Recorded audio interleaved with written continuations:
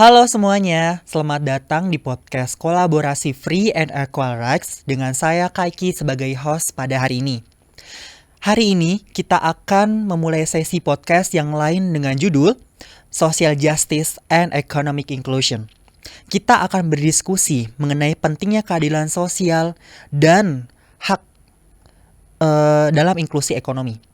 Mari saya perkenalkan podcaster kita hari ini. Dia adalah seorang aktivis hak-hak dan sipil HAM. Selamat datang Kak Arfi Bastian.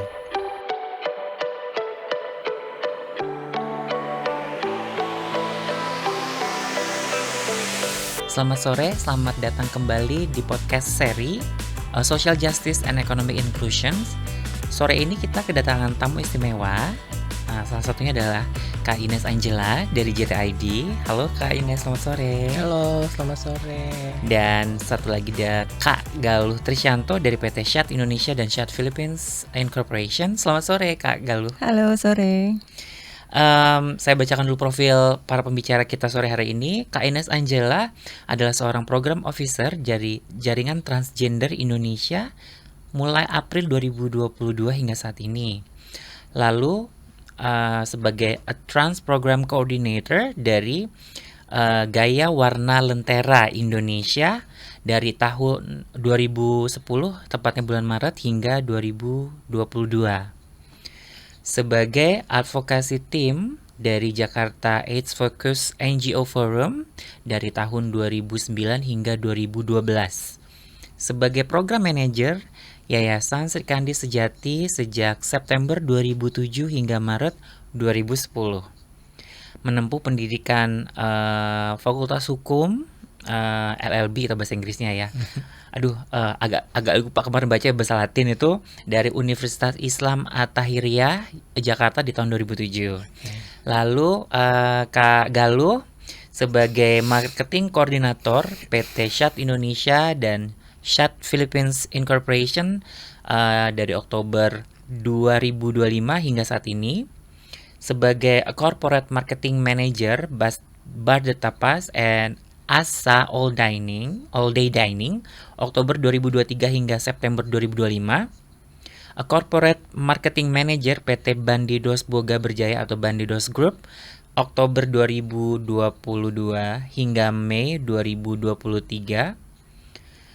Sebagai sales eksekutif Buddha Bar Jakarta Januari 2009 hingga Desember 2010 dan menempuh Bachelor Art Digital Design Visual and Communication International Design School 2020 hingga 2023. Selamat sore, apa kabar semua kakak-kakak? Sehat, Luar biasa. sore. Walaupun tadi kita kesini sepertinya tuh ada angin kencang ya. Semoga nanti pas kita pulang anginnya sudah reda ya. Okay. Kira-kira tahu nggak sih kenapa sore ini saya undang di acara podcast tentang social justice dan economic inclusion? Mungkin Kak Ines mau respon? Honestly nggak tahu ya, tiba-tiba dipanggil ke sini untuk ngomongin soal social justice gitu.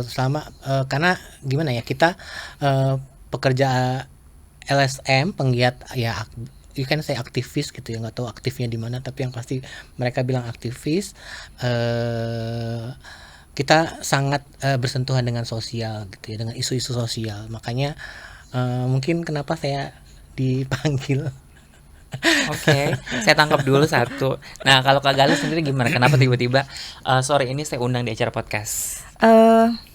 Sebelumnya terima kasih banget. Ini kayak kesempatan yang amat sangat berharga sih ya, Mas Arfi. Karena mungkin saya bisa mewakili beberapa suara-suara juga sebagai seorang perempuan.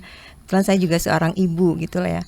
Di dunia pekerja atau dalam dunia pekerjaan tuh kita hal-hal apa sih yang kita rasakan gitu ya. Mungkin ini bisa saya sampaikan dan bisa saya share juga. Oke, terima kasih sekali. Nah, memang sebenarnya kenapa sih kita mau berbicara tentang social justice dan economic inclusion sore hari ini tuh karena baik Kak Ines maupun Kak Galuh itu kan sama-sama aktif di bidangnya masing-masing. Kak Ines adalah sebagai salah satu aktivis ataupun sebagai human rights defender ya Kak Ines ya. Lalu Kak Galuh yang memang dari korporasi. Nah, Betul. temanya sore ini emang berkaitan dengan keadilan sosial dan inklusi ekonomi. Nah, Oke. kita sebenarnya mau bahas tentang pasca COVID-19 2020 yang lalu COVID-19 itu. Mungkin boleh cerita nggak kakak-kakak pengalamannya waktu COVID kemarin itu gimana gitu terkait dengan ekonomi deh, keadaan kondisi ekonomi. Kak Ines mau berbagi cerita Kak? Sebagai pengantar mungkin teman-teman transgender baik laki-laki, transgender perempuan sudah bukan rahasia umum ya Kak Arfi, kita itu dianggap sebagai sesuatu yang menyimpang di sosial gitu. Anggapan itu yang kemudian diamini dan itu yang sebenarnya memberi dampak kepada kami komunitas itu menghadapi kesulitan. Jangan sebelum pandemi Covid aja kita udah susah nih struggling gitu ya. Terus pas Covid lagi udah pelaku usaha yang bisa dibilang modalnya gede aja juga banyak yang gulung tikar gitu, apalagi kita sih gitu ya, kita yang modalnya pas-pasan gitu, skillnya juga terbatas gitu ya, nggak akan mampu bersaing dengan mereka gitu. Itu sih kalau terkait masa Covid. Jadi teman-teman trans yang pelaku usaha juga banyak yang gulung tikar. Kayaknya di zaman Covid salon-salon gitu ya, orang mendingan untuk makan deh daripada buat ngurusin rambut, bodo amat dah gitu ya. Kayaknya buat facial skincare Skincare, dulu ya. deh, yang penting perut penuh gitu kan. Jadi ya udah sampai di itu lagi, maksudnya sampai di batas itu. Oke, kalau Kak Galuh sendiri pengalamannya selama COVID-19 gimana Kak Galuh? Kalau dari saya kebetulan memang pada tahun 2019 ke 2020 ya, pada saat zaman Covid itu saya masih bekerja di bidang hospitality di restoran, di mana banyak kebijakan dari pemerintah kan ada social distancing yang di mana itu menyebabkan orang-orang jadi berpikir dua kali untuk datang ke restoran, untuk lama-lama di restoran, bertemu dengan banyak orang. Nah, sampai ada kebijakan memang beberapa restoran harus ditutup. Nah, itu amat sangat memberikan dampak ke perekonomian ya, Iya. apalagi ke saya yang sudah berkeluarga gitu. Karena apabila restoran ditutup, otomatis kita tidak mendapatkan penghasilan gitu. Meskipun perusahaan ada beberapa yang masih memberikan setengah dari salary gitu, tapi tetap kan kalau yang lain-lain pengeluaran kita juga tidak ada, tidak dijadikan setengah Kebutuhannya nggak kebutuhan berkurang sehari-hari, gitu ya. tidak berkurang. Jadi amat sangat berdampak, dan banyak juga teman-teman saya yang akhirnya memutuskan untuk resign dan membuka usaha gitu. Nah, kalau mungkin saya mau bertanya sesuatu ya. Itu kan selama COVID ya. Nah, berarti banyak sekali berdampak terhadap income ya. Penghasilan, pekerjaan, ada yang hilang pekerjaan, ada kehilangan bisnis, gulung tikar, bangkrut dan segala macam. Lalu dengan status ekonomi status ekonomi dan keadilan sosial Indonesia setelah COVID-19 sendiri yang kakak-kakak rasakan seperti apa? Boleh bercerita nggak? Apakah masih sama ataukah masih struggle-nya sama atau malah lebih buruk gitu? Mungkin Kak Galuh bisa bercerita Kak?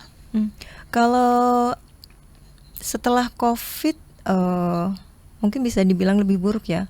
Sampai sekarang pun ya mungkin perekonomian sudah sedikit kembali bertumbuh gitu. Tapi untuk di bidang-bidang tertentu itu masih sangat struggle gitu. Sebagai contoh, saya mewakili sebagai seorang perempuan dan sudah berkeluarga gitu ya, untuk kembali ke pekerjaan itu kita sebagai perempuan secara tidak langsung memiliki beban emosional dan beban sosial yang mungkin berbeda dibandingkan dengan laki-laki, karena ketika kita mau kembali bekerja, kita selalu dihadapkan dengan pilihan saya kembali bekerja, berkarya, tapi sedikit meninggalkan atau bahkan mungkin akan sedikit menelantarkan keluarga gitu, apalagi untuk perempuan-perempuan atau ibu-ibu yang sudah berumah tangga gitu. Tapi apabila tidak kembali, ada kesempatan dan kita tidak ambil, kita sebagai perempuan tidak bisa berkarya gitu. Jadi ada beberapa hal yang membuat beberapa teman-teman saya juga merasa agak sedikit struggle, bahkan dari support pun ya, kalau misalkan punya anak mau dititipkan atau apa, itu kan juga perlu another expenses gitu, atau misalkan yang tadinya punya anak dititipkan ke orang tua dan ternyata orang tuanya berdampak COVID, jadi tidak ada jalan keluar gitu. Jadi memang agak sedikit sulit dan lebih struggle dibandingkan sebelum COVID 2019. Oke, kalau Kak Ines sendiri gimana Kak Ines? Kalau di komunitas transgender sendiri situasinya ya bisa dibilang berbeda ya gitu kan. Dari awal saya sampaikan hampir sebagian besar teman-teman baik transpuan, mungkin sebagian trans laki-laki bekerja di sektor formal. Tapi kalau yang teman-teman transpuan kayaknya saya pribadi nggak pernah lihat gitu ya, selain NGO ya, yang mereka kerja di sektor formal. Rata-rata mereka pelaku usaha atau yang ngebantuin temennya gitu, pekerja-pekerja yang non formal. Saya sih melihatnya mungkin ada sedikit perubahan ya, mungkin nggak seperti sebelumnya, tapi paling tidak jauh lebih baik lah. Kan zaman COVID yang make up artis juga pengantin aja kan dilarang kan yang di gedung, jadi mereka juga sepi job gitu. Nah sekarang udah mulai lagi, jadi seperti yang disampaikan sama Kak Galuh tadi, sedikit-sedikit mulai beranjak ekonominya, walaupun ya tidak semuanya, dan ada yang udah kepala gulung tikar mau nyari modal lagi agak susah juga kali ya, jadi ya mungkin masih nyari-nyari kerja lagi gitu. Jadi itu ya situasinya gitu. Nah, kita kan ngomongin masalah ekonomi dan juga keadilan sosial nih. Kalau yang dirasakan oleh teman-teman pada saat COVID-19 kemarin gitu, kira-kira apa sih yang mau disampaikan keadilan sosialnya? Khususnya kita berbicara tentang dampaknya terhadap perempuan, keberagaman gender dan seksualitas, terkait dengan tingkat kesejahteraan ekonomi mereka. Kalau di komunitas kan mungkin bukan rahasia umum juga ya, banyak teman-teman yang tidak punya identitas, which is itu juga melewatkan kesempatan mereka untuk dapat bantuan. Sementara bantuan-bantuan yang ada itu kan semua by name, by address gitu kan, jadi sesuai dengan KTP. Sementara teman-teman banyak yang nggak punya ini. Sebenarnya mempertanyakan juga sih pendataannya seperti apa bantuan itu, alirannya kemana, bagaimana gitu juga. Saya mempertanyakan karena saya punya KTP Jakarta, tapi waktu musim-musim bantuan itu saya malah nggak dapet gitu. Bicara keadilan tadi sosial gitu ya, saya statusnya ngontrak sama yang ya, saya nggak dapat bantuan, sementara orang yang punya kontrakan saya malah dapat, kan gitu, lucu ya, ini keadilan sosialnya mana gitu ya. Ironis kan gitu, maksudnya dalam konteks terlepas duitnya banyakan gue apa banyakan dia gitu ya, Arfi, tapi kan dalam konteks ini gue yang ngontrak tapi gue nggak dapet gitu, sementara dia yang punya rumah yang berapa pintu dia dapat bantuan, kan nggak adil sih menurut gue. Itu pernah kayak kejadian saya waktu tahun 2000-an ya kalau nggak salah, pada saat ada enumerasi untuk sensus ya, kalau nggak salah program PKH atau apa itu, memang pernah dengar yang ada nenek-nenek rumahnya sudah mulai rusak, tidak dapat bantuan, sedangkan satu rumah lebih dari satu kepala keluarga semuanya dapat bantuan. Makanya agak ketimpaan. Kalau Kak Galuh sendiri gimana terkait pada saat COVID-19, pernah dapat bansos juga Kak? Aku nggak dapat kebetulan. Aku nggak dapet, tapi dengar dari cerita-cerita dari rekan-rekan ya, itu memang ada yang dapat, ada yang nggak juga. Jadi mungkin ada beberapa yang kurang merata atau seperti apa ya gitu. Kalau dari saya tuh yang agak sedikit disayangkan, kebetulan kan memang sektornya informal dan berhubungan langsung dengan customer, jadi memang selalu tatap muka. Jadi memang mau nggak mau harus kerja itu memang harus datang ke tempat kerja gitu. Ya, mungkin untuk sebagian posisi seperti saya masih bisa dikerjakan secara remote ya, tapi banyak sekali memang pekerjaan-pekerjaan yang harus kita selalu datang ke kantor gitu. Kalau misalkan memang memungkinkan kayak di ke depannya gitu ya, ada pekerjaan yang bisa lebih banyak lapangan pekerjaan yang bisa remote gitu, untuk mengatasi hal-hal seperti COVID-19 atau social distancing gitu. Jadi kita tetap bisa bekerja meskipun nggak harus datang ke tempat kerja yang kita tahu sendiri kalau di Jakarta tuh mau ke tempat kerja tuh mau kemana aja commute bisa at least satu jam, dan kita harus menyediakan kurang lebih kayak 30 menit kalau misalkan hujan, kalau misalkan telat kayak gitu sih. Sebagai seorang ibu ya masnya, karena kan ibu tuh kayak day to day-nya itu selalu sudah time managementnya tuh harus sudah pasti gitu loh. Mungkin kalau untuk untuk yang kerja kantor gitu mungkin bisa WFH gitu ya. Mereka bisa beremail, Betul, bisa kalau make up gimana ya online. Teman-teman mau make upnya online. Online. Gimana deh tuh? Ntar melenceng lagi Iya. alisnya. Tutorial tuh ya. Tutorial. Nah, itu kan kita ngomong beranjak dari pasca COVID-19 ya. Sejauh mana sih kebijakan pemerintah kita ini dalam mengatasi isu ketimpangan untuk keadilan sosial dan inklusi ekonomi, khususnya untuk kelompok perempuan, keberagaman gender dan seksualitas, terlebih lagi dengan kondisi ekonomi Indonesia saat ini? Aku kayaknya dari zaman mulai mengenal dunia LSM, kayaknya situasinya nggak ada perubahan deh, masih begitu aja ya. Kebijakan pemerintah itu masih sangat minim dan menurut saya sangat tidak inklusif gitu ya. Tidak ada kebijakan nasional yang secara eksplisit kemudian mengakui, melindungi hak-hak teman-teman LGBT dalam konteks ini mungkin teman-teman transgender gitu ya, nggak ada. Dan mungkin perempuan juga termasuk yang dianaktirikan kelasnya gitu kan ya. Kemudian bahkan ada beberapa pernyataan pejabat publik yang jelas menyatakan kalau LGBTIQ itu ancaman negara, nggak tahu ngancamnya dari mana gitu. Yang pasti mereka sangat khawatir dan sangat takut gitu ya dengan keberadaan kami, keberadaan komunitas LGBT dan trans. Dan itu sangat menguatkan stigma gitu ya, menguatkan stigma dan melemahkan perjuangan demokrasi yang kita coba lakukan gitu kan. Itu ya tadi itu juga berdampak pada tadi bantuan COVID nggak bisa tersalurkan ke kami karena kami nggak punya itu, karena ya stigma dan diskriminasi yang masih sangat kental yang kita ada. Itu kali ya. Kalau Kak Galuh sendiri gimana? Sejauh ini pada saat pasca COVID gitu, atau pada saat COVID kan berbicara, kebijakannya seperti apa tadi kan? Ada social distancing, ada PSBB, habis itu ada dulu kalau nggak salah ada region-regionnya kan ya, mana yang paling merah, yang oranye, yang hijau kayak gitu kan, sehingga jam 10 kalau nggak salah udah diportalin, curfew, ya. habis itu ada kayak Satpol PP ya nggak salah yang keliling-keliling kan, Betul. keliling-keliling di gang itu yang, nah sejauh ini kalau misalnya untuk pengalaman Kak Galuh kan tadi di industri hospitality ya, itu ada nggak sih yang sampai nyentuh ke sana gitu kebijakannya, sehingga teman-teman pekerja untuk di industri itu masih tetap bisa bekerja dan tetap mendapatkan income dong gitu loh? Ada ya, karena pada saat itu memang benar-benar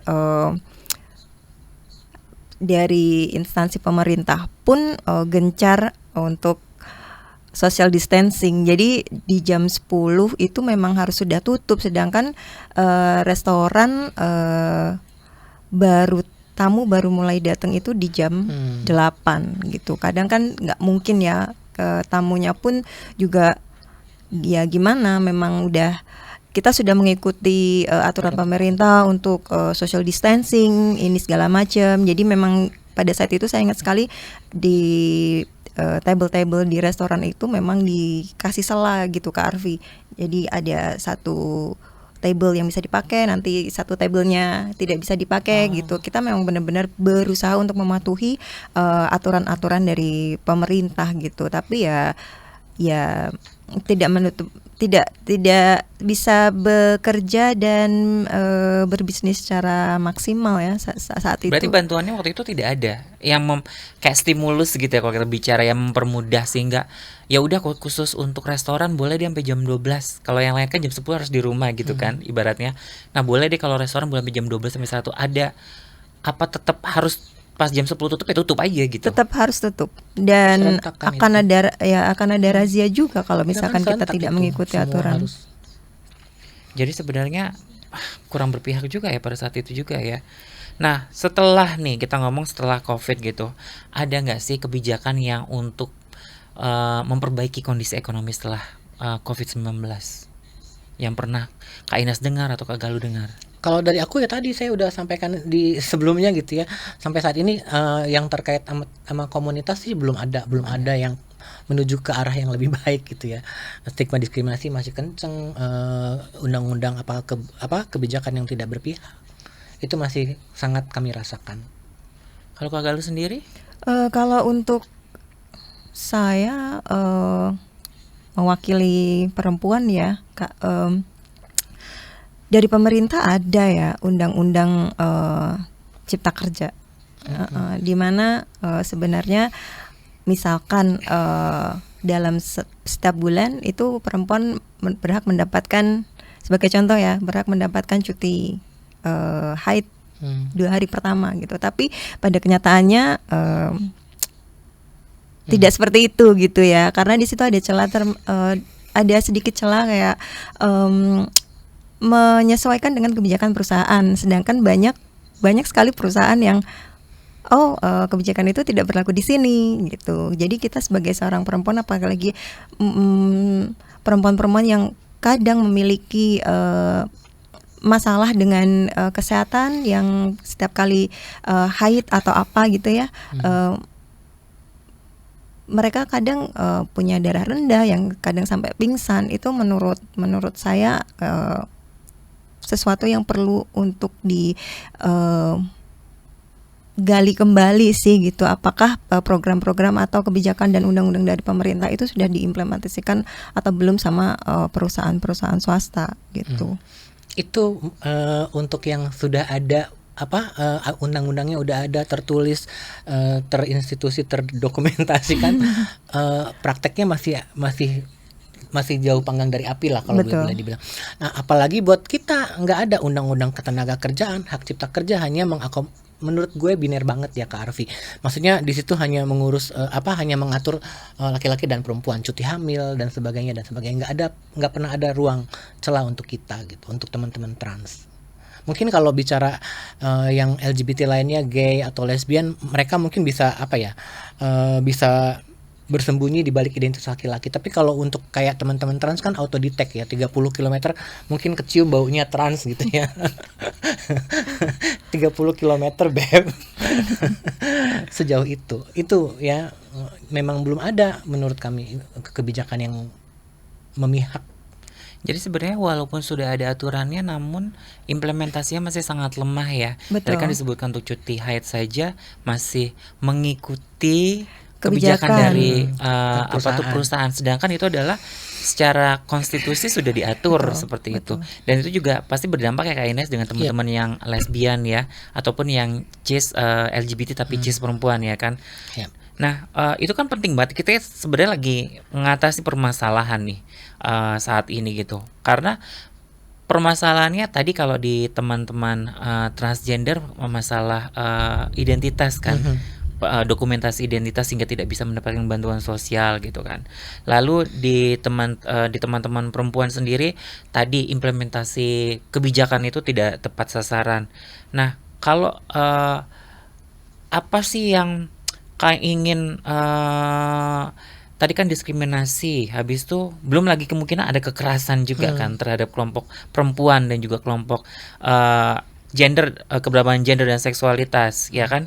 Nah, itu so far sendiri masalah-masalah selain yang tadi telah kita diskusikan, ada masalah-masalah tambahan lagi nggak Kak Ines yang itu sebenarnya worrying banget nih kita ngomongin demokrasi itu?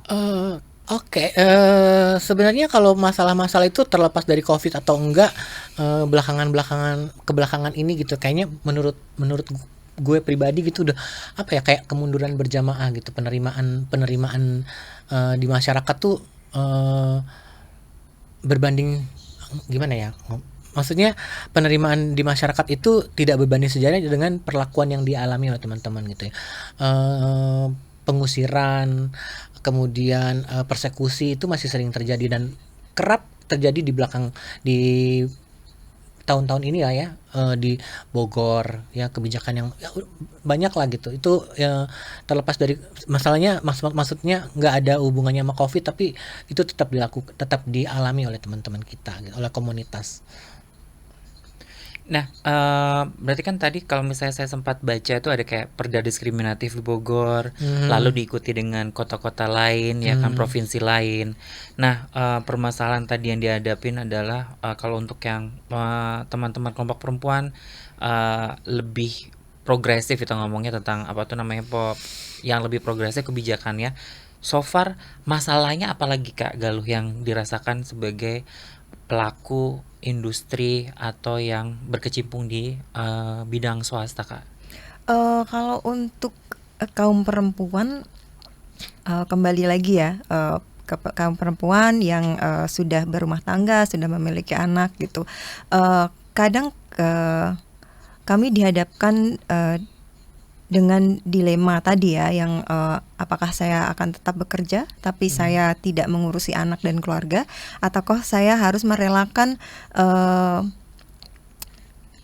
impian saya untuk tetap berkarya demi mengurus anak dan keluarga gitu. Jadi tidak ada masih saya lihat tidak ada jalan keluar atau solusi di tengah-tengah yang bisa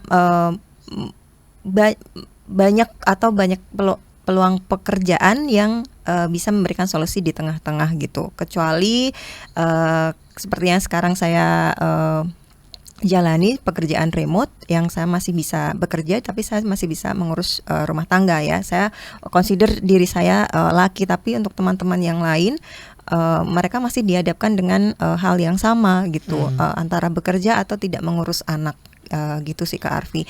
Berarti safety netnya belum ada ya? Belum ada. Termasuk juga teman-teman transgender juga belum ada safety net ya, karena belum ada kebijakannya di situ yang memayungi ya, ataupun yang menjadi fondasi agar hal tersebut bisa berjalan equal seperti itu ya. Belum ada recognition-nya sih menurutku. Jadi Recognition-nya belum ada. legal gender recognition gitu kan.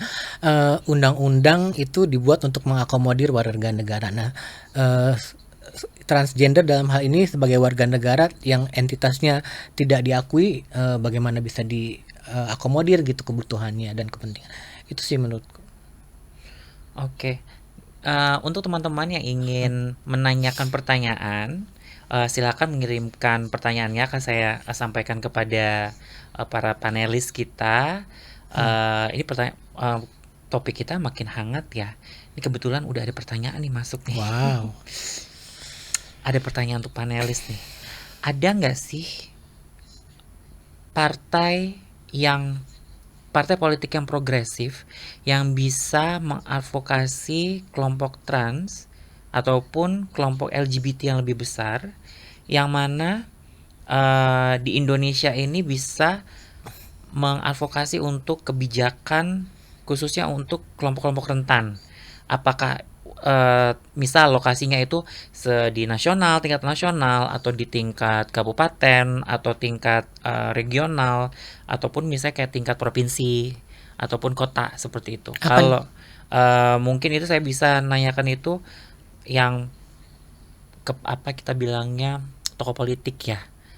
Tokoh politik ada nggak sih yang progresif kayak gitu, baik yang di kelompok trans maupun di kelompok perempuan? Kalau individunya mungkin banyak ya. Saya kenal beberapa dari Partai Perjuangan, dari PKB, dari Demokrat. Kemarin tuh kami sempat menaruh harapan cukup tinggi dengan partai anak muda yang baru muncul kemarin itu ya. Tapi kenyataannya begitu juga. Jadi balik ke tadi, individunya mungkin ada, tapi kan mungkin kekuatan dia individu yang katanya LGBT friendly, katanya support komunitas, tapi pada saat isu ini kemudian dibawa ke partainya, itu juga mengalami penolakan gitu ya. Ya karena apa ya? Karena nilai-nilainya juga, mereka juga takut dianggap mensupport, dianggap takut untuk mempromosikan LGBT kayak gitu-gitu ya. Jadi ya mungkin baik progres, tapi antar individual gitu. Kalau kita ketemu ngobrol juga, oh ya kita nggak bisa janji ya, mungkin ya kita tetap masukin isunya, kita tetap coba suarakan gitu. Bahkan kalau dulu kan kayaknya kita sering banget tuh ya rapat dengar pendapat umum gitu ya. Iya, aspirasi masyarakat, aspirasi dari komunitas kami tampung, ditampung doang, tapi nggak tahu dikemanain. Habis ditampung dibuang juga kita nggak tahu ya. Yang pasti sampai sekarang tadi juga saya sampaikan belum ada kemajuan, malah sepertinya kemunduran gitu ya. Pengusiran, penyerangan itu makin marak di tahun-tahun belakang ini. Pokoknya hate speech, kebencian, ujaran kebencian publik itu kayaknya makin santer kita dapetin sekarang. Nah, kalau misalnya Kak Galuh pernah dengar nggak ada siapa sih tokoh politik atau partai politik yang kira-kira tuh ngedukung perjuangan kelompok perempuan, apalagi tadi perempuan yang berkeluarga, punya anak, di mana safety netnya tidak ada gitu. Mungkin siapa tahu pernah kunjungan pas Kak Galuh di kerja dulu di restoran atau seperti itu. Pernah dengar nggak atau pernah beririsan nggak seperti itu dengan orang-orang seperti itu? Kalau saya sendiri sih kebetulan memang tidak pernah bersinggungan ya dengan tokoh-tokoh politik, dan tidak pernah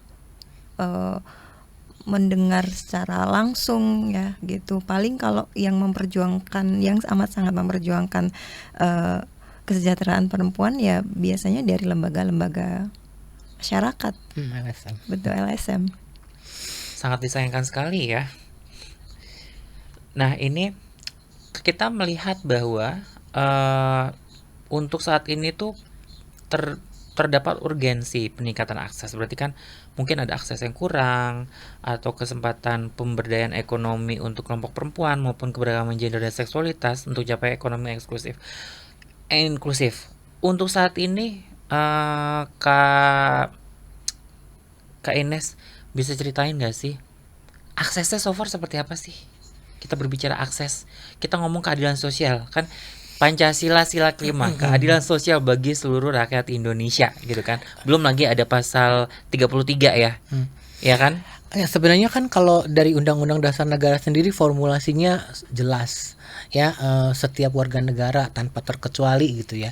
Berarti di situ nggak dibilang kecuali trans, kecuali LGBT gitu. Tapi kan kenyataannya kita masih mengalami keterbatasan untuk akses tersebut. Publik ya kayak apa sih, kayak don't ask don't tell gitu. Selama lu nggak ngoceh-ngocehin hak lu ya udah diterima aja gitu. Tapi kalau udah mulai nuntut-nuntut, sementara kan kita nggak bisa begitu ya. Ada kebutuhan kita yang tidak diakomodir, dan itu yang sebenarnya kita tuntut. Dan untuk kami teman-teman komunitas sebenarnya juga nggak nuntut macam-macam gitu ya. Maksudnya kalau yang lain warga negara yang lain dapat, masa kita enggak sih gitu. Cuma itu aja sebetulnya, kita cuma mau diperlakukan sama warga negara. Kita juga bayar pajak kok gitu ya. Sepersekian persen ada pajak yang kita bayar gitu. Itu kali ya. Lah kayaknya kita setiap kali pergi ada apa tuh VAT kan ya. Tadi makan aja juga ada. Iya, ada pajaknya. Ada kan, iya. gitu. Ya 11% kan tahun ini kalau nggak salah. Nah, itu saja masih terjadi seperti itu kan. Tadi don't ask don't tell.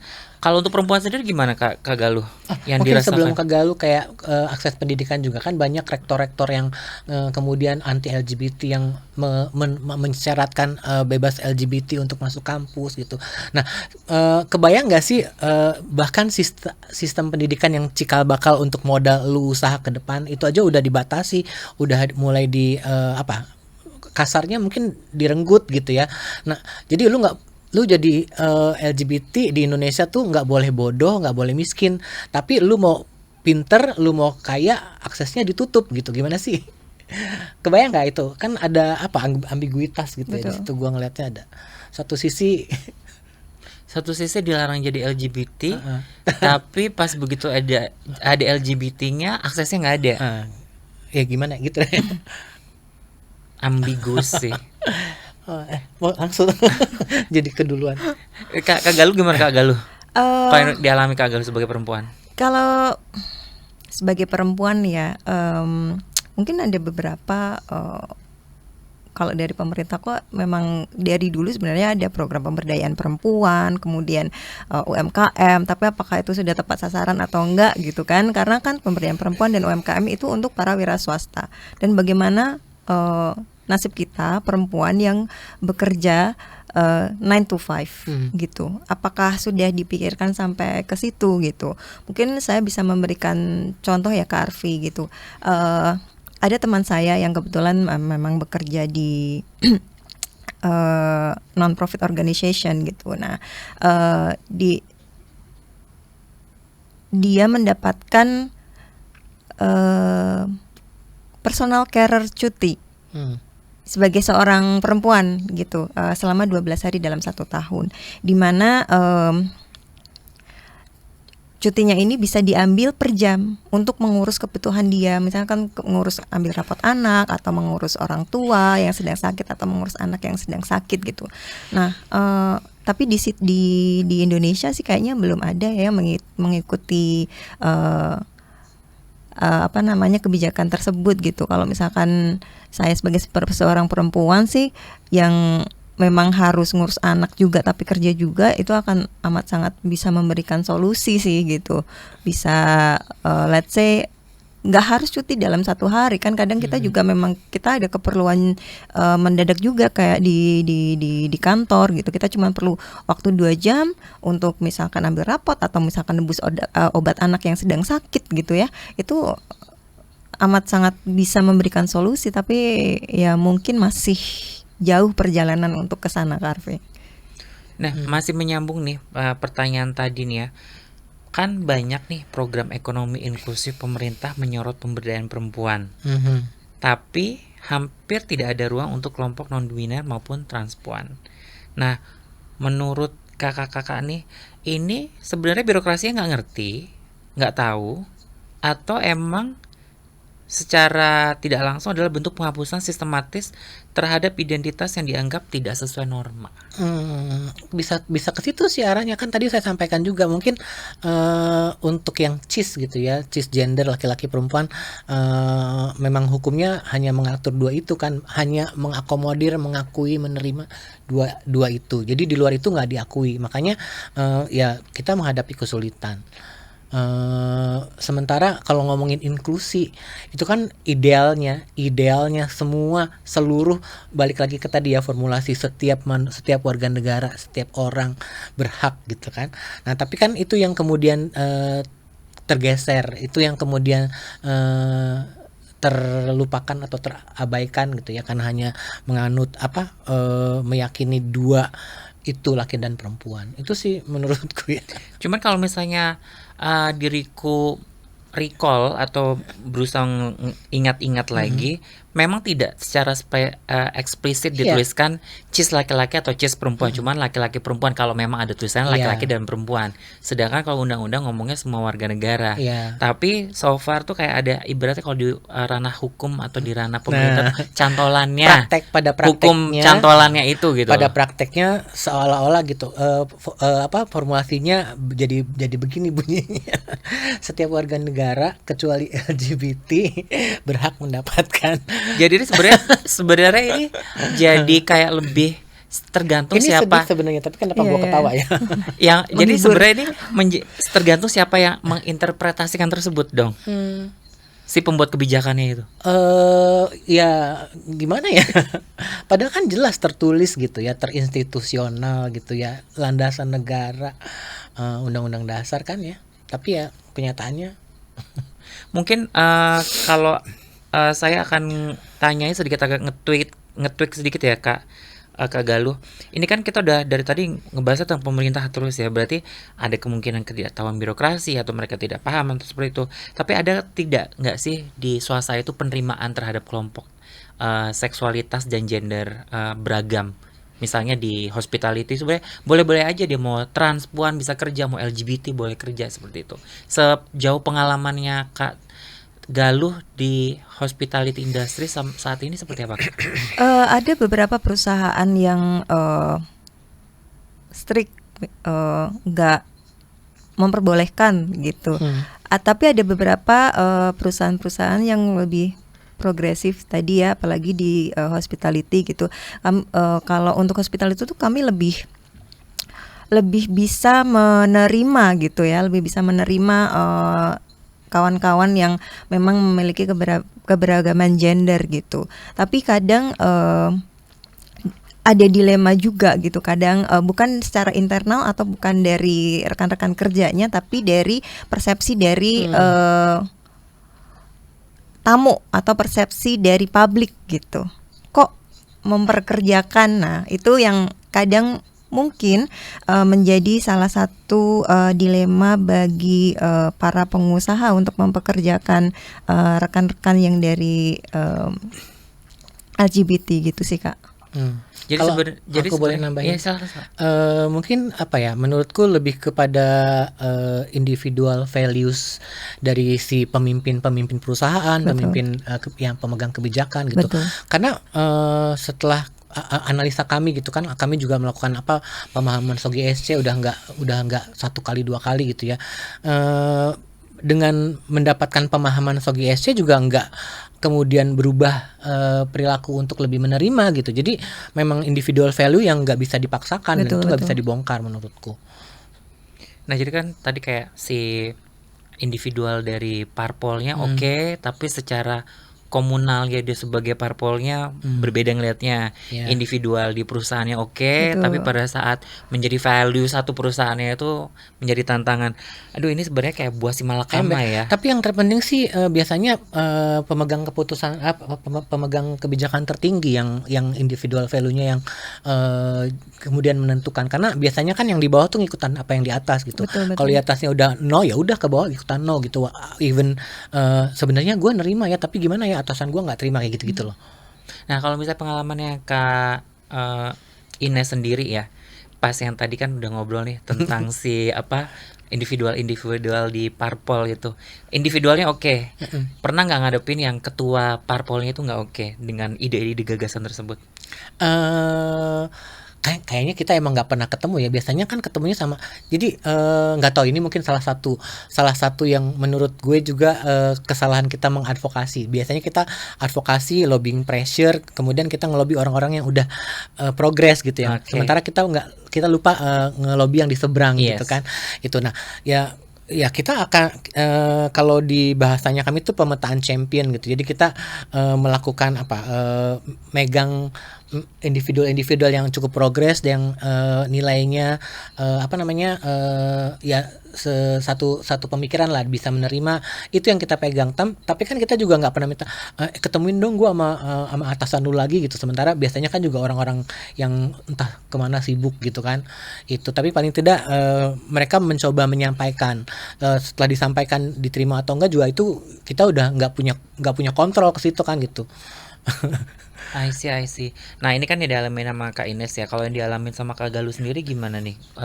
Pernah nggak ketemu sama pimpinan pemilik majority shareholder lah, let's say. Karena kan rata-rata walaupun shareholdernya banyak, tapi kan yang majority akan lebih dominan seperti itu. Nah, dari beberapa perusahaan sebelum-sebelumnya atau pernah dengar dari rekan sejawat dari hospitality industri yang lain, pernah nggak sih kedapetan si shareholder dominan itu anti atau kurang progresif dengan hal tersebut? Kebetulan pernah mengalami sendiri. Jadi saya kan memang selalu marketing, pernah membawahi juga tim-tim PR dan tim-tim yang ada di depan gitu. Nah, ada suatu waktu gitu, ada satu anak yang menurut saya dia mempunyai kompetensi untuk dipromosikan di sebuah departemen gitu ya. Tapi karena memang anak tersebut bisa dibilang memang memiliki keberagaman gender, itu langsung timbul stigma gitu. Jangan deh gini gitu. Padahal kan tolak ukur karyawan untuk Mhm. Penilaian itu kan bukan, menurut saya ya, itu bukan oh dia wanita, dia pria, dia misalkan trans atau apa, tidak. Yang saya lihat ya sejauh Harusnya mana ya. dia bisa berkarya, sejauh mana dia berkompeten di dalam bidangnya gitu. Jadi ya itu stigma dari individu itu yang kadang agak sedikit menyulitkan gitu, dan menurut saya malah jadi menyebabkan kemunduran, karena kan kita tidak bisa diberikan kontribusi yang terbaik gitu. Kita harus merelakan memberikan posisi itu ke orang lain yang belum tentu lebih berkompeten. Jadi ternyata terjadi juga ya di Iya. sektor swasta ya. Jadi bisa jadi misalnya kalau saya dengar tuh di luar itu kan ada Pride ya. Misalnya salah satu bank internasional mendukung Pride di luar negeri gitu kan. Ngelihat sampai logonya berubah menjadi logo Pride gitu. Tapi pas datang ke Indonesia nanti berubah gitu. Tergantung siapa bosnya, Iya, siapa direktur ya, akhirnya Betul. yang secara global dia bisa diterima, pas nyampe Indonesia udah lupakan saja. Ya itu tadi individual values daripada si pemegang kebijakan, karena itu yang sangat pengaruh gitu. Nah kalau misalkan udah dapat yang bisa progres gitu ya, maksudnya individual values dari pemimpin kebijakan udah progres, mungkin itu bisa diturunin kebijakan-kebijakan yang ada di perusahaan itu misalnya kan, jadi itu juga akan lebih ramah gender misalnya, itu kali ya. Kurang lebih sih harusnya seperti itu ya. Ya. Ini ada pertanyaan lagi nih. Aduh. Dari tadi kan kita Kayak ujian. ngebahas masalah perempuan dan trans nih. Dan keadilan sosial. Advokasi untuk keadilan sosial rata-rata tuh kalau didengar tadi tuh yang melakukan adalah LSM atau NGO, ya kan? Apakah ada kombinasi dari NGO, misalnya kalau kita bahasa Indonesia tuh PPP ya, Public Private Partnership ya kan? Apakah ada LSM yang berkombinasi atau kita ngomongnya berkorelasi atau bekerja sama dengan pemerintah atau private sector atau investor atau apapun itu yang di Indonesia yang benar-benar lebih progresif terhadap isu perempuan dan kelompok keberagaman gender dan seksualitas yang pernah kakak-kakak dengar? Sejauh ini sih mungkin untuk ya tadi untuk kerja-kerja kolaboratif bahasanya mungkin ya. Kerja-kerja kolaboratif biasanya itu masih antar sesama LSM, antar sesama NGO. Cuman mungkin yang mereka kerja di faktor di sektor lingkungan, yang satu di sektor ekonomi, yang satu di sektor human right gitu, yang satu hukum gitu. Jadi kolaborasinya masih di situ, karena nggak tahu kenapa ya, kayaknya pemerintah tuh resisten banget gitu kalau sama LSM gitu, karena dianggap troublemaker lah apalah gitu kayak gitu. Jadi kalaupun tadi yang individual dari partai itu yang mungkin kita kasih masukan, ini loh sebenarnya isunya begini, bisa nggak ya ini dibawa ke sana ke partaimu gitu. Mungkin bisa dijadiin dasar acuan untuk kebijakan-kebijakan yang nanti disampaikan di MPR, DPR, MPR kayak gitu-gitu. Tapi sejauh ini kayaknya belum. Kalau sama masyarakat umum mungkin ada 1-2 lah ya, allies bahasanya, yang support gitu. Ada emak-emak yang mau peduli bantu gitu ya, ikut-ikutan bareng gitu. Biasanya kalau di 16 hari anti kekerasan terhadap perempuan itu kan iya. ada emak-emak, dan mungkin ada emak-emak yang sebenarnya juga mau bantu, tapi ya tadi anaknya banyak, kerjaannya banyak di rumah ini, jadi mungkin dia cuma bisa support doa kayak gitu. Support doa. Atau support makanan ya kalau lagi Women March ya. Sepertinya ya. Nah itu kan tadi kalau dari Kak Ines bilang tuh rata-rata memang masih NGO dan jarang sekali kerja kolaboratif antara NGO sama pemerintah. Nah kalau pernah nggak sih kalau yang dari private sector itu ngedukung kerja NGO untuk isu perempuan dan transpuan atau transgender gitu, yang pernah dengar misalnya program CSR-nya perusahaan apa Aku baru mau atau ngomong. restoran apa gitu bekerja sama ini, misalnya membuka dapur pelangi kayak apapun itu judulnya gitu, yang pernah Kak Galuh pernah dengar atau pernah kolaborasi mungkin, atau teman kakak di industri yang sama yang pernah berkolaborasi dengan NGO atau LSM untuk mensupport isu perempuan ataupun keberagaman gender? Kalau saya kebetulan nggak pernah bersinggungan ya, maksudnya belum pernah dengar. Kalau dari industri hospitality, mungkin memang sudah ada, tapi kebetulan saya yang belum pernah mendengar atau belum pernah bekerja sama gitu dengan CSR. Oke. Belum pernah ya? Mm-mm. Nah, kalau misalnya tadi katanya Kak Ines mau menambahkan.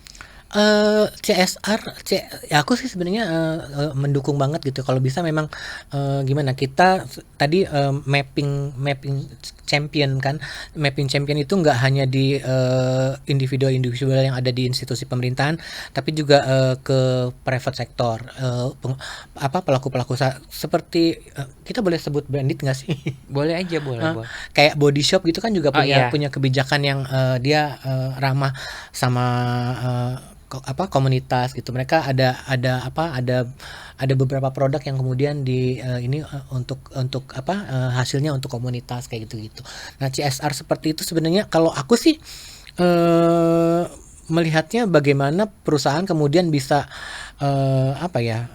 menyusun ulang kebijakan yang agar intinya kita juga sebenarnya mau kerja, kita juga nggak mau dikasihani, kita juga nggak mau disupport dibantu mulu gitu. Kita juga pengen, tadi yang saya sampaikan, kita juga pengen sama yang lain. Kalau dia bisa, gue bisa, terus kenapa dia dapat kesempatan gue enggak gitu. Itu doang sebenarnya kan gitu. Nah, tapi nggak ada kebijakan yang kemudian bisa memberi akses, jadi aksesnya ketutup, jadi kita nggak bisa masuk kayak gitu sih. Kalau itunya dibuka lebar-lebar, dan lu tadi sempat dibilang sama Kak Galuh kompetensi gitu ya. Ya lu lihat deh kompetensi gue, bukan jenis kelamin gue, bukan gender gue, bukan orientasi seksual gue, tapi lebih ke ya udah lu tes dulu kompetensi, kalau gue bisa ya udah kasih kesempatan. Gitu kali Kak Arfi ya. I see. Nah, emang kalau kita pernah berbicara itu memang kayak filantropis ya gitu ya, isu-isu filantropis, karena mungkin ada di isu lingkungan atau isu lain gitu. Nah, tadi kan Kak Galuh memang belum beririsan langsung atau bersinggungan langsung. Nah, ini menjadi agak sedikit pertanyaan yang menarik sih.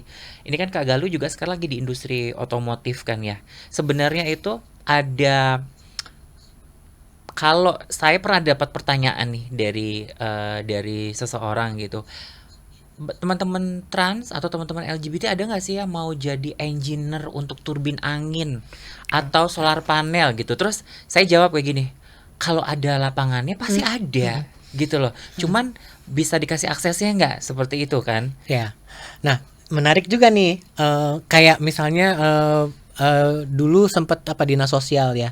Dinas sosial itu mencoba mengakomodir kebutuhan teman-teman trans. Tapi lagi-lagi kemudian yang diberikan adalah sesuatu yang stereotip.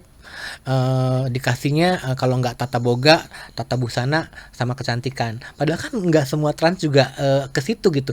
Ada juga teman-teman trans yang mungkin minatnya di bengkel gitu. Tapi bahkan di kita sendiri juga kayak, masa lu bengkel sih, lelaki banget gitu. Padahal kan siapapun bisa gitu loh. Itu yang kita juga udah mulai bongkar gitu. Maksudnya pemahaman-pemahaman itu, nilai-nilai sesuatu yang stereotip, yang gender tuh bisa dipertukarkan gitu, apalagi cuman pekerjaan gitu. Jadi kayak kalau kita ngomong trans, kita pengen bikin security tapi yang isinya trans semua, gitu, udah langsung teman-teman udah langsung gitu, udah kebayangannya loh, emang kenapa gitu kan. Banyak misalnya private security yang yang jadi bodyguardnya pejabat misalnya kan, wow gitu kan, itu sesuatu yang di luar ya out of the box, tapi ya mungkin aja gitu kalau aksesnya ada gitu.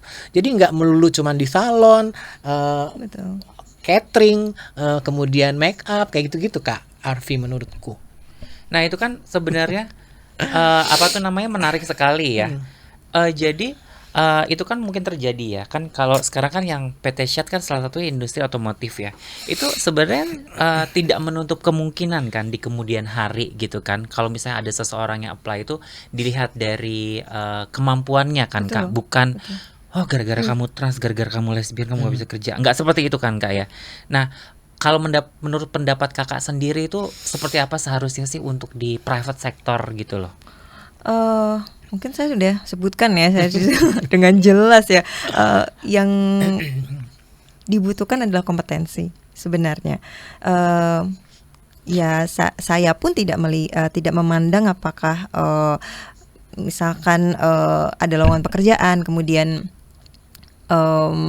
ada beberapa yang interview, terus saya nggak terima karena ternyata kamu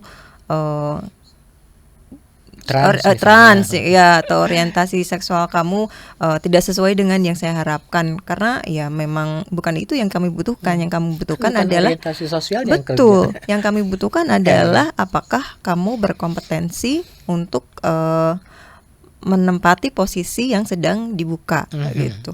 Itu Kak. Nah, lalu ini nih, sejauh mana sih? Kayak udah ditanya deh tadi ya. Sejauh mana sih peran swasta dan pemerintah dalam mencapai ekonomi inklusif? Nah, ini kan tadi udah ada pertanyaan kan seperti itu. Tapi mungkin kalau saya mau nge-tweak pertanyaannya, sarannya apa sih sebenarnya yang harus kalau menurut dari kacamata civil society?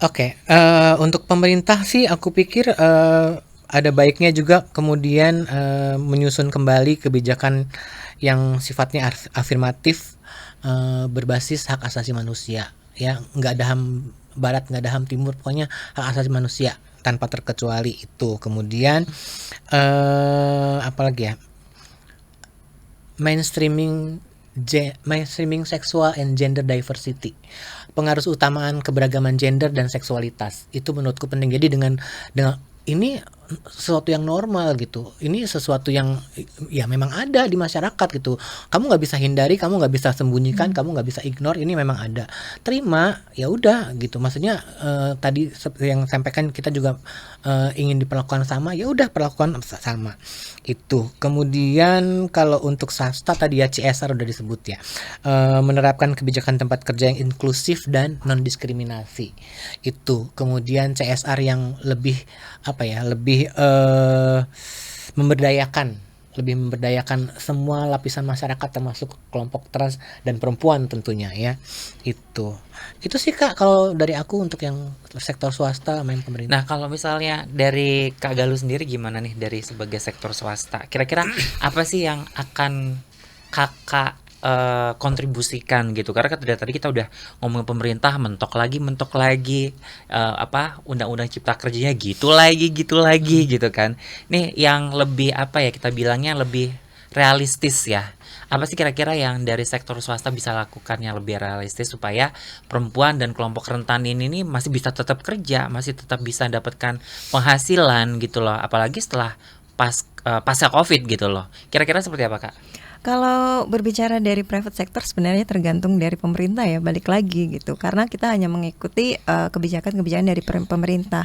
Kalau misalkan memang pemerintah bisa lebih mengolah lagi kebijakan-kebijakan yang berbasis data dan tentang keberagaman gender, dan itu bisa diimplementasikan dan sesuai dengan undang-undang bahwa keadilan sosial memang hak bagi semua bangsa dan seluruh rakyat Indonesia, ya secara tidak langsung pun pihak swasta juga harus mengikuti gitu. Karena kalau memang belum ada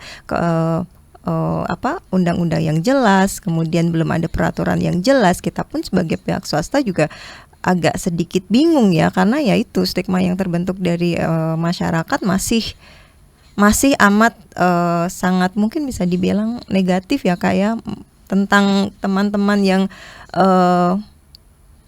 memiliki keberagaman gender. Jadi ya sebenarnya swasta itu ngikutin aja, kalau pemerintah oke ya kita mungkin bisa ngikutin apa yang sesuai dengan peraturan gitu. Tapi bukannya swasta bisa punya kebijakan sendiri ya? Aku nggak tahu, maaf.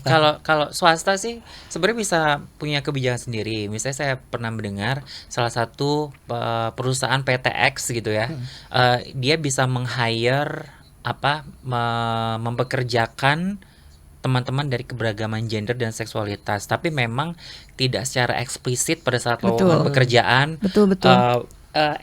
LGBTI encourage to apply gitu kan. Iya. Tidak seperti itu. Kalau gitu kan mungkin di itu mungkin lebih di UN ya, yang tidak mendiskriminasikan berbasis orientasi seksual atau keberagaman gender gitu. Kalau di Indonesia kan bahasanya beda banget ya. Walaupun kemudian nanti UN-nya dapat ancaman dari pemerintah. Iya, kadang implementasinya itu sih Kak yang masih swasta tuh masih. Iya, maksudku bukan pertanyaanku ya. Apakah tidak sebetulnya swasta punya hak otonomi untuk Sebenarnya punya kebijakan sendiri hak selama prerogatifnya ya, ya, prerogatif. karena kan dia punya kebijakan sendiri ya di luar kebijakan pemerintah. Jadi selama itu tidak bertentangan dengan hukum Indonesia, begitu nggak sih? kalau kita melihatnya kalau tidak bertentangan dengan hukum Indonesia, tapi kalau misalnya ditweak, kalau itu tidak sesuai dengan norma, alhasil si perusahaan swasta atau private sektornya ini jadi tidak bisa mempekerjakan. Tapi nggak tahu, menurutku kalau memang ternyata sebuah perusahaan swasta dan dia meng-hire pekerjanya LGBTIQ people gitu, dan kemudian perusahaannya makin maju, apa enggak itu juga wah iya ya ternyata pekerjanya LGBT dan itu support gitu, nah itu membuat perusahaannya makin wow, kan itu juga bisa jadi sesuatu yang harusnya gitu ya. Jadi Ya, jadi saya teringat sama episode sebelumnya yang kita berbicara bahwa kita tuh dikapitalisasi pada saat kita tereksklusi atau tidak dilibatkan jutaan dolar Amerika per tahun gara-gara tidak melibatkan LGBTIQ gitu, itu bisa terjadi gitu loh. Cuman emang belum ada penelitiannya di situ. Nah, tadi kembali menjadi pertanyaannya apa? Sebagai sektor swasta sebenarnya jauh lebih fleksibel ya karena dia membuat aturan sendiri. Nah, itu so far kalau misalnya di kemudian hari gitu ya, Kak Galuh dihadapkan sebagai pengambil keputusan gitu, bisa mungkin Kak Galuh HRD. nanti jadi CEO gitu ya. Iya. Amin kan. Nggak harus nunggu CEO sebagai kepala HRD gitu kan. Itu apakah mungkin di kemudian hari ya Kak Galuh ya, terlepas dari himbauan pemerintah bahwa teman-teman di perusahaan di private sector ini bisa meng-hire teman-teman dari kelompok rentan tadi itu gitu. Jadi lebih inklusi, itu possible nggak gitu yang Kak Galuh mungkin bisa nih di perusahaanku di kemudian hari, atau perusahaan teman-teman aku bisa seperti itu. Menurut pengalaman pribadi sendiri Kak Galuh yang rasakan, kira-kira possible nggak? Amat sangat possible sih, sangat possible. Kalau aku secara pribadi ya, misalkan di kemudian hari aku memiliki sebuah perusahaan dan memang aku melihat rekan-rekan ini berkompetensi, ya kenapa tidak gitu kan, bisa memberikan kontribusi yang lebih, ya kenapa tidak gitu. Mungkin sekarang pun memang ada beberapa private sector yang sudah mempekerjakan dan tidak mempermasalahkan tentang gender gitu, tapi secara kalau kita berbicara secara general ya ada beberapa yang memilih untuk menghindari, untuk tidak gitu. Ya itu tadi ya keputusan main aman, betul, keputusan individual ya Kak Ines gitu. Itu yang kita agak sedikit susah gitu, dan keputusan individual ini sebenarnya balik lagi tergantung seberapa open minded kah pemerintah mengakui bahwa ada keberagaman gender. Iya. Nah, ini kita sudah di akhir atau penghujung. Tidak terasa ya. Nah, ada pesan dan kesan nggak nih mau disampaikan nih kepada pemirsa kita? Mungkin Kak Ines mau menyampaikan sesuatu, pepatah atau apapun itu, Kak Ines. Mungkin Kak Galuh dulu kali ya. Aduh. Aku sambil nyari contekannya. Kalau dari aku sih pemerataan ekonomi atau pertumbuhan ekonomi itu tidak mungkin akan sedikit lambat terjadi apabila kita masih mempunyai stigma atau masih mempunyai rasa yang tidak bisa memberikan keadilan ke semua teman-teman dengan keberagaman gender gitu. Karena keadilan sosial itu sebenarnya tidak melihat pilihan dan orientasi seksual orang seperti apa, tidak melihat posisi orang itu seperti apa, dan tidak melihat pilihan orang itu seperti apa ya. Jadi memang keadilan sosial ya memang bagi seluruh rakyat Indonesia, terlepas dia itu mau siapa, terlepas dia itu mau perempuan, mau laki-laki, mau trans, mereka semua memang berhak untuk mendapatkan keadilan sosial dan keadilan ekonomi. Kalau Kak Ines gimana? Social justice, ekonomi inklusi ya. Kalau menurutku ekonomi inklusi bukan hanya sekedar keadilan sosial, tapi adalah strategi pembangunan yang berkelanjutan jangka panjang. Itu kali ya. Jadi ya memang harus melibatkan semua aspek masyarakat, semua sektor, pemerintah, swasta, komunitas. Terima kasih sekali Kak Ines, terima kasih Kak Galuh yang sudah hadir di studio sore hari ini. Insightful sekali dan semoga di teman-teman yang mendengarkan ini mendapatkan pesan-pesan di mana isu keadilan sosial dan inklusi ekonomi itu penting sekali ya. Karena kalau misalnya tidak inklusi, pemerataan tidak akan menjadi lebih cepat. Betul. Ya kan? Jadi semoga Indonesia akan lebih baik ya, khususnya untuk di isu penguatan ekonomi dan pemberdayaan komunitas ya. Terima kasih sudah menyaksikan acara podcast sore hari ini dan saya kembalikan lagi ke Kai. Sampai jumpa. Dadah. Dadah juga, dadah. Oke, terima kasih banyak Kak Arfi, Kak Ines, dan Kak Galuh untuk diskusinya pada sesi ini. Terima kasih juga untuk hadirin semua yang sudah datang hari ini. Terima kasih sudah selalu mendengarkan podcast ini dan jika Anda merasa diskusi hari ini menarik, jangan lupa untuk mengikuti kami di media sosial Instagram dengan nama Free and Equal Rights dan juga pada kanal YouTube kami dengan nama Berdikari dan Setara. Akhir sesi hari ini, saya ucapkan terima kasih untuk tetap mendengarkan podcast kami dan sampai bertemu di acara If&A selanjutnya. Sampai jumpa.